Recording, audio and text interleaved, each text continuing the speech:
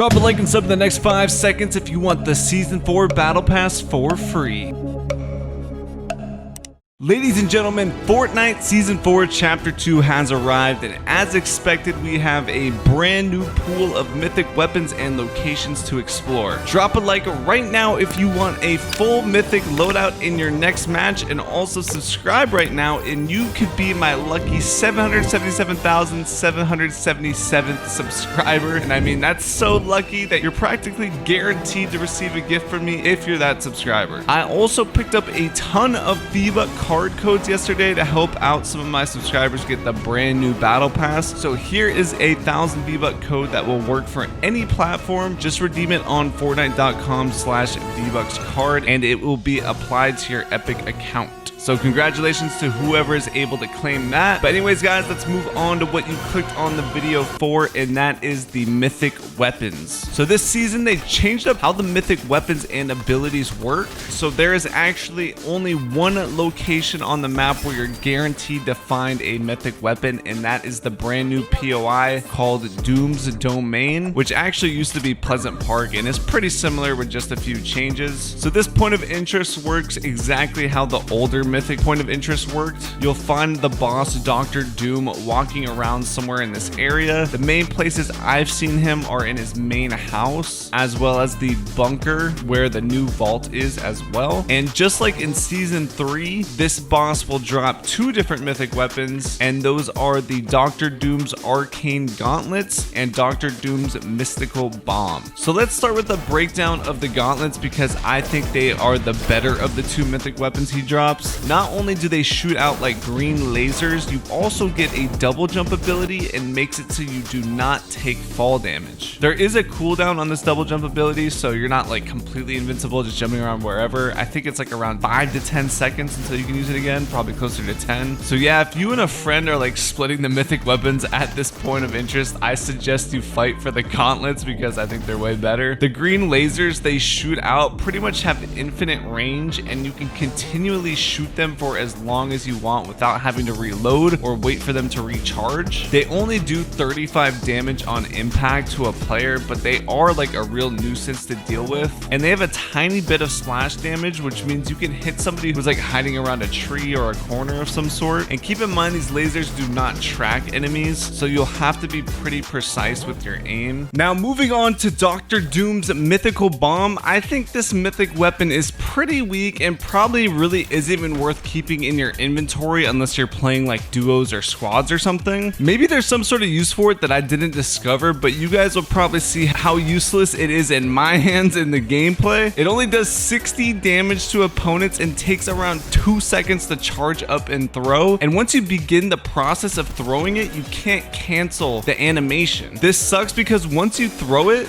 you'll need to wait 20 seconds before you can throw it again. It does destroy builds, but I couldn't tell whether it can damage people at the same time as you're destroying their build. That's why I think it could be decently useful in a team-based game, since the opponent will be distracted and your teammate will be able to probably do some damage to them. But it's not really too much of a lethal weapon, especially in like solos. It can be thrown a long distance, but since it's pretty hard to predict where it's going and has a pretty small blast radius, the range it has isn't too useful unless I guess you're going for like a big build fight or something like that. I guess you could probably hit somebody or at least destroy their builds. If you use it in combination with the gauntlets, I could see it being a little more fun, since you'd be able to like double jump and throw it and then switch to your gauntlets and spam them with that. But just by itself, I do not think it is that great of a mythic weapon. Although I gotta say, it does look really, really cool. All right, guys, so like I said earlier, the rest of the mythic weapons work completely differently than before. To get the other mythic weapons, you'll need to pay attention to the jets that fly by the battle bus before you jump out. The jets fly to a different part of the map every single game, and I think the amount of jets that spawn in is different every game. If you want, you can sit in the bus and wait to see where they land, and they'll appear on your map and look like this. Then you can land somewhere nearby and pick up a weapon before you go to the crash site, because there is a new type of AI to fight. If you want to take a riskier approach, every jet has a henchman chest in it with a bunch of really good loot. So if you think you're like the only person landing in the area, you could just glide right into into the jet too. And it's also really cool because when you down these type of AI, you can hack them and make them so they're on your team instead, and they'll follow you around and everything. But to actually get the mythic weapons, you need to shoot the drones that spawn in the sky above you. Now they can be scattered around like a decent distance away, so try to make sure you do not miss out on any. As far as I can tell, it's not 100% chance you'll receive a mythic weapon by destroying all the drones in the area, but it is a pretty good chance. From my experience, I'd say I got a mythic weapon about 50% of the time or so. So the first mythic weapon you can receive is Silver Surfer's board. Now I think the visual was glitched right when the season came out because the Silver Surfer skin wasn't yet decrypted in the files, and I think the Silver Surfer board is going to be its glider or whatever that only works for the Silver Surfer. So now I bet if you hop into a game now, you might be able to see the board, or it might be one of those things where you have to be using the Silver Surfer to actually see it properly, because there's a lot of emotes and stuff in the battle pass this time around that only work with the certain skin. But anyways, this mythic basically boosts you in whatever direction you're looking at and then allows you to start gliding afterwards. When you first boost, you're actually able to break through builds as well, which is a really cool little twist, and you'll see me